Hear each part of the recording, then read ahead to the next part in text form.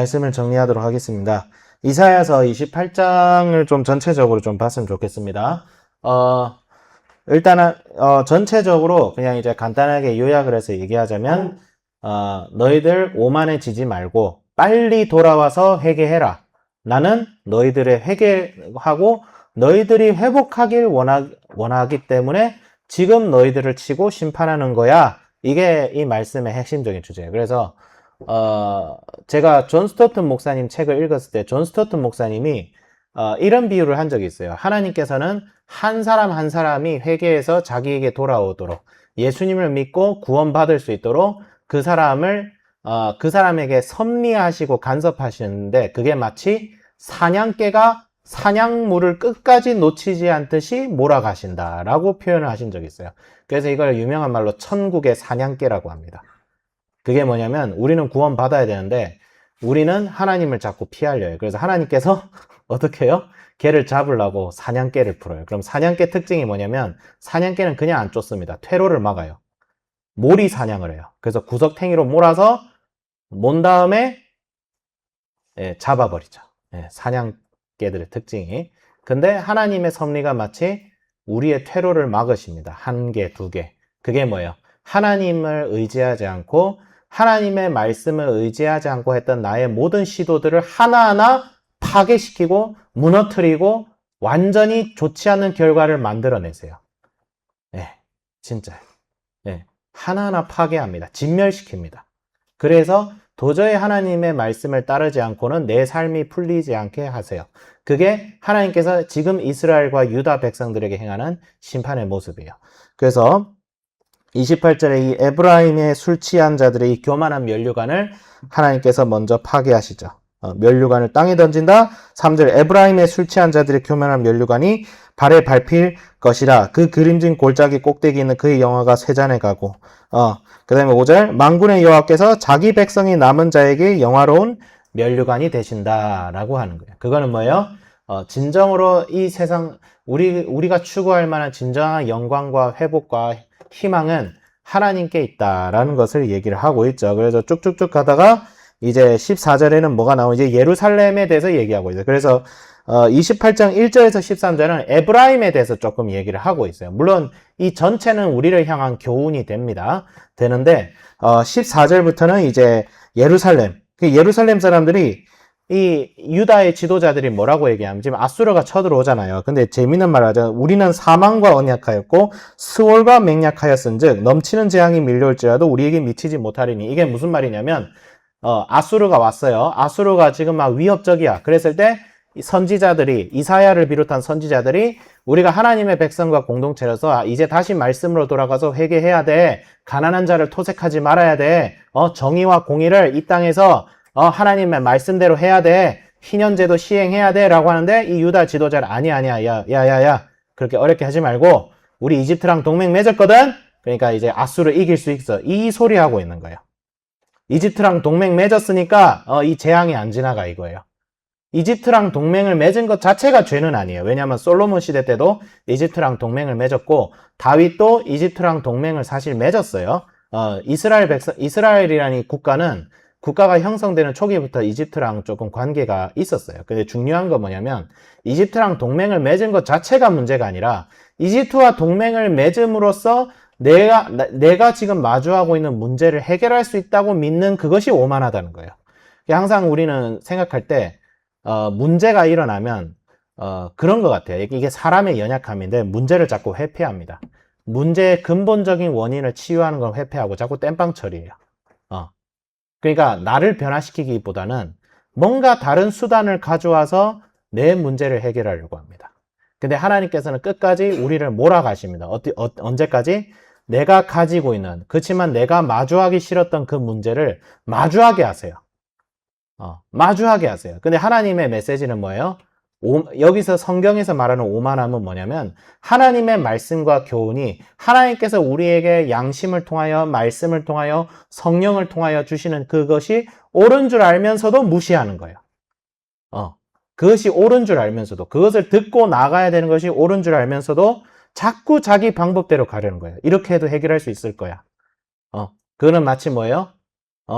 내일 숙제가 있는데 좀만 자다 좀만 졸자 하면서 수능 시험 날까지 공부하지 않는 예, 그런 수능생의 모습과 같은 거죠. 근데 언젠가는 옵니다. 언젠가는 결산할 때가 옵니다. 하나님께서 우리를 향한 하나님의 뜻은 절대 변동되거나 타협되거나 협상의 대상이 될 수가 없어요. 뭐 아니면 도예요. 따를 것이냐 거부할 것이냐 그것밖에 없어요. 사실은. 예, 우리 하나님이 인격적이신 하나님이시지만 우리 하나님께서는 자기 자녀를 올바르게 키우기 위해서는 때로는 도리깨질을 합니다. 그래서 그랬을 때 하나님께서는 무엇을 주신다? 시온의 기초를 삼았다. 이게 건축자의 버린 머릿돌이라고도 하죠. 성전을 세울 때 그 기초돌이라고도 합니다. 근데 이것은 나중에 예수님께서 자기를 가리켜 이 말이라고 했어요. 그래서 예수님을 의지한다는 건 뭐냐면 예수님의 말씀을 듣는다는 것을 말하는 거예요. 예수님을 믿는다는 것은 이꼴 예수님의 말씀을 듣고 행하는 것과 같은 겁니다, 사실. 그래서 나의 말을 듣고 행하는 자는 열매를 많이 맺는다라고 하죠. 요한복음에서 나를 사랑하는 자는 내 계명을 지킨다. 너희가 나를 사랑하면 너희가 내 계명을 지켜라. 나의 계명은 이것이니 너희가 서로 사랑하는 이것이라 라고 하죠. 그래서 믿음과 순종은 같이 갑니다. 이건 떨어질 수가 없어요. 예. 믿음과 순종이 조금 멀어 보이는 사람은 있죠. 우리가 아직 조금 거듭났지만 아직 성숙하지 못한 신앙인의 모습은 있을 수 있지만 중요한 건 믿음과 순종은 같이 갑니다. 그런데 하나님께서는 이 믿음과 순종이 같이 가도록 자기 백성을 끝까지 인도하신다. 근데 그 인도하는 방법이 때로는 때려서라도 인도하신다 이거예요. 때려서라도. 네, 때려서라도. 말로 안 되면 매로 때려야 되겠죠? 네, 하나님께서는 그래 하신다라는 것이죠. 17절 나는 정의를 측량추로 삼고 공의를 저울추로 삼으니 우박이 거짓의 피난처를 소탕하며 그러니까 이 유다 백성들은 자꾸 이 자기한테 이제 마주한 이 시련과 문제를 하나님의 방법대로 해결하지 않고 자꾸 세상적인 걸로 해결할 거예요. 다시 한번 말하지만 세상적인 방법이 자체가 무조건 틀렸다 이 얘기는 아닙니다. 애국하고 동맹 맺어야죠. 우리도 미국하고 동맹 맺었잖아요. 우리 안보를 위해서. 근데 생각을 해봐요. 한국교회가 만약에 미국하고 동맹을 맺었어요. 그랬는데 하나님께서 한국교회를 심판하고 치실 때 우리가 회개하고 돌아가지 않고 미국하고 동맹 맺었으니까 우리 만사 형통이야 이러면 돼요 안 돼요? 안 된다는 거죠. 배경임 목사님이 그래서 분노하셨잖아요. 6.25 전쟁 때 교회가 유엔기하고 미군기를 우리 교회 앞에 세워두자 이러니까 배경임 목사님이 진노를 하시면서 미군하고 동맹을 맺은 건 동맹 맺은 거고 하지만 교회는 하나님을 세워야지 어떻게 특정 나라 국기를 그거 매달 수 있느냐. 배경임 목사님이 진노하셨어요. 배경임 목사님 굉장히 존경받는 목사님이에요. 고신에서. 예. 그런 얘기와 같은 거예요, 사실. 뭐 미국이 이집트다 이 얘기를 하려는 게 아니라 우리가 하나님의 말씀을 무시하고 하나님의 정의와 공의를 무시하고 세상에 보이는 힘과 권세를 의지하는 순간 하나님께서는 그것을 무너뜨리신다. 그런데 이 심판의 목적은 뭐예요? 23절 너희는 귀를 기울여 내 목소리를 들으라 자세히 내 말을 들으라 파종하려고 가는 자가 어찌 쉬지 않고 갈기만 하겠느냐 자기 땅을 개간하여 고르게만 하겠느냐 이게 참 재밌어요. 우리 농사 지을 때 고랑을 갈잖아요. 밭을 매잖아요. 제가 농사를 지어본 적이 없어서 잘 모르겠지만 저기 농사 지으면 요즘은 트랙터 사용해서 막 갈잖아요. 옛날에는 이제 곡괭이라고 하나? 그걸 뭐라고 하죠? 곡괭이 같은 걸로 땅을 갈잖아요. 땅을 가는 목적은 뭐예요? 그 땅에 씨앗을 뿌려서 열매를 맺게 하려는 것이 목적이잖아요. 그렇죠? 이것을 하나님께서는 이걸 비유로 들어서 심판과 그 심판의 목적은 뭐예요? 회복이라고 얘기하고 있어요. 이 굳은 땅, 우리의 마음이 이 굳은 땅 같은 이 굳은 땅을 하나님께서 철 곡괭이로 찍어버립니다.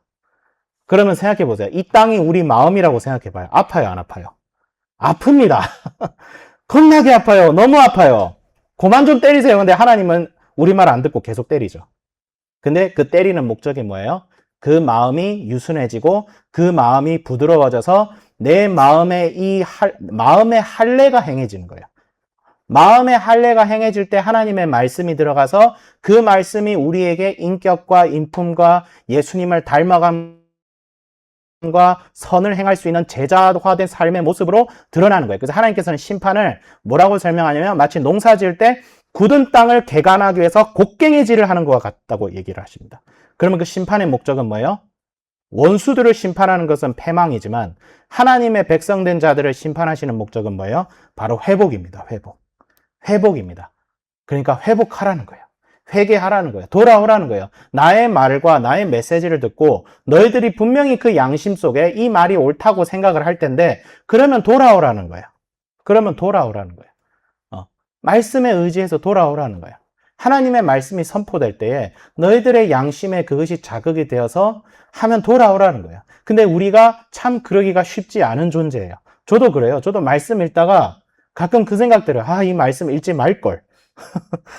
말씀 안 읽었으면, 아이고, 하필 말씀 읽어가지고, 진짜 이건 내 마음대로 못하겠네. 그럴 때가 있어요. 진짜로. 인간의 악성이 엄청납니다. 그래서 사도 바울도 내가, 나의 마음에 두 가지 법이 있다는 거예요. 서로가 싸운다는 거예요. 내가 마음으로는 하나님의 법을 섬기는데, 육신으로는 죄의 법을 섬긴다. 이 내 안에서 싸우는, 이게 우리 그리스도인들의 씨름이죠, 사실. 신앙 양심과 여전히 내 마음속에는 죄성, 그리고 이 죄성을 가지고 사탄은 지금도 호시탐탐 우리에게 거짓된 교설로 요설을 섞어가지고 우리를 자꾸 미혹시키죠. 우리 안에 있는 욕심과 내 마음대로 하려는 거. 이렇게 해도 하나님께서 기뻐하실 거야. 그러니까 내 상상이죠, 내 상상. 내 상상력과 내 허망한 동기를 가지고, 근데 사탄이 그거 자극해요. 맞자, 그거 맞다, 그거 맞다. 근데 구체적인 거 하나도 없어요. 네. 그랬을 때, 우리가 그럴수록 더욱 말씀과 하나님의 뜻을 의지하고 나아갈 수 있도록 하나님께 뭘 구해야 돼요? 은혜를 구해야 됩니다. 주여 저의 신앙을 밝혀주시고 말씀이 들리게 해주시고 말씀을 들었을 때 그 말씀이 정말 나에게 설득이 되어져서 이 말씀이 맞구나 라는 확신이 들 때에 그 확신이 행함으로 이어질 수 있는 용기를 달라고 기도해야 돼요. 그래서 은혜입니다. 우리는 구원받은 것도 은혜이지만 구원받은 자로서 예수님을 닮아가는 것도 은혜예요. 근데 그 은혜를 구하지 않는 것이 바로 완고함이에요. 그럼 그 완고함을 하나님께서 어떻게 하신다? 심판해서 도저히 우리의 방법으로 할 수 있는 퇴로를 다 막아두실 때 우리는 결국 사면 초가의 입장이 되어서 하나님의 은혜를 구하도록 하신다. 이게 바로 하나님께서 우리를 이끄시는 방법이에요. 매로 때리십니다. 좀 덜 때렸으면 좋겠는데 저도 많이 맞죠. 그래서 그런 하나님을, 근데 하나님께서는 우리를 결코 포기하지 않으시고 우리를 사랑하시고 우리의 손을 잡아주시는 하나님이시다. 때로는 매로 때리실지라도 회복하신다. 그래서 적용을 하자면 그런 하나님을 의지하자. 오늘 이 험악하고 어려운 세상 속에서 우리가 살 길은 회개밖에 없어요.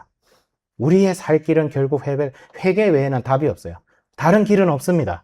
다른 길이 있다고 생각하고 달려가는 순간 하나님께서는 그 길의 문을 단호하게, 잔인하게 닫아버리세요. 그런데 회개 외에는 방법이 없다. 다시 하늘을 우러러보고 주님, 주여, 주의 뜻이 무엇입니까? 주님의 뜻이 무엇이든지 간에 저는 순종하겠습니다. 그 결단이 시작이 돼야 돼요. 우리 한비전 학생, 우리 포렌다니의 친구들, 그게 시작돼야 돼요. 여러분이 인생에 다른 퇴로 없어요. 도망치는 것엔 낙원이 없습니다. 하늘을 우러러보고 하나님, 지금 주님의 뜻이 무엇입니까?